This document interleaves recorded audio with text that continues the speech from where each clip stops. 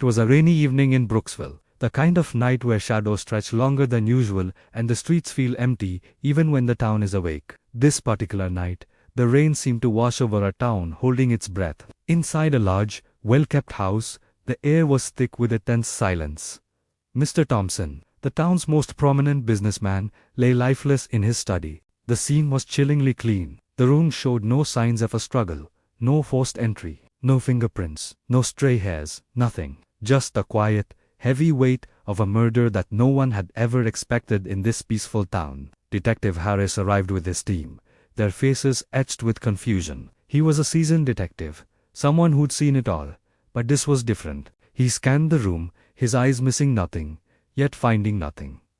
Every attempt to find a clue hit a dead end. The neighbors, usually a source of small-town gossip and information, had heard nothing. The state-of-the-art security cameras showed nothing unusual, just the endless rhythm of the falling rain. It was as if the killer had simply materialized inside the locked room, committed the act, and then vanished into thin air. The officers exchanged worried glances. This case was unlike anything they had ever handled.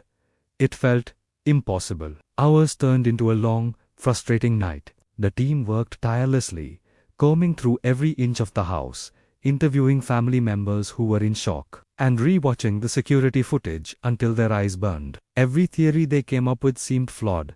Every potential lead went cold almost immediately. The pressure from the town, from the media, was already mounting. A high-profile murder with no leads. It was a detective's worst nightmare. Just as despair started to set in, a new member of the team arrived. His name was Rex. Rex wasn't just any dog. He was a K-9 officer, specially trained for the most complex police investigations. With sleek, alert fur, and eyes that were sharp, with an almost human-like intelligence. Rex entered the house, and immediately, the atmosphere shifted. He didn't need words or theories. He had instinct.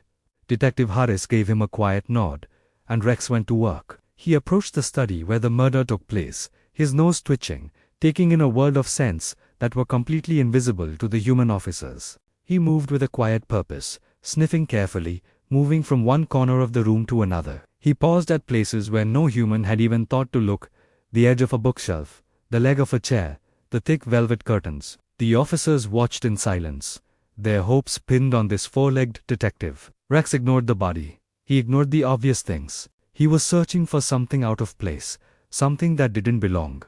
And then, he found it. His paw began to scratch at a hidden air vent near the corner of the study, a spot that was almost completely concealed by a heavy oak desk. He scratched insistently, letting out a low whine. The officers gathered around as Rex pawed again, looking back at Harris as if to say, "It's in here." One of the officers pried open the vent cover, and there, tucked deep inside the dusty shaft, they discovered a small, blood-stained handkerchief. A collective gasp went through the room.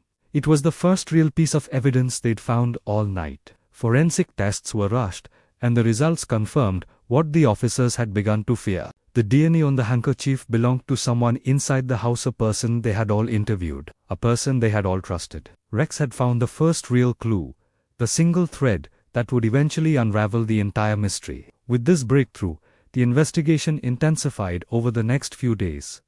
The police, now with a clear direction, followed every lead that Rex helped uncover.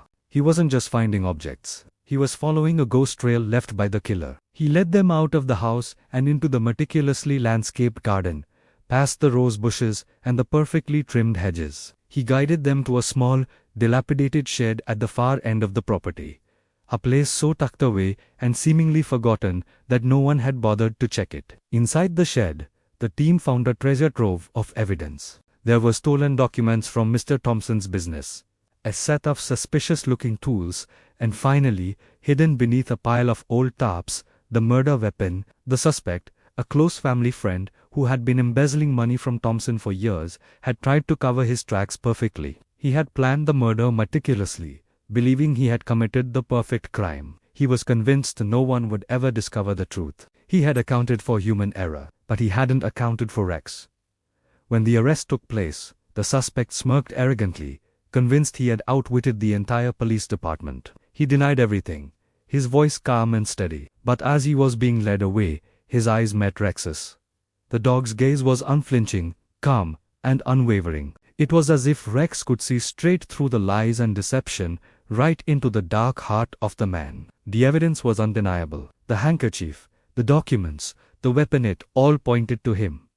Justice had finally caught up. The town of Brooksville exhaled a collective sigh of relief. The news spread like wildfire, a mixture of disbelief and awe. The families who had feared an unknown killer was lurking in their quiet town now felt a sense of closure, and at the center of it all was Rex. He, meanwhile, quietly took his place beside the police cruiser. His job done, though his loyalty never wavered. He didn't understand fame or gratitude, but he understood duty. He understood instinct, and he understood truth. Even as the town celebrated the capture of the killer, Detective Harris knew that mysteries like this never truly ended. Brooksville, like any town, held secrets in every shadow, whispers in every alley. Rex had solved one case, but there would always be others waiting to be discovered. Sometimes, the loudest voices in a crime are the ones that never speak a word. Except, in this case, the voice came on for pause, leading the way to justice when all other paths were dark. Brooksville would never forget the dog who spoke when no one else could. And for Rex, every clue found, every secret revealed, was just another day in the life of a true detective. Thanks for watching, and if you enjoyed this story, don't forget to like and subscribe for more.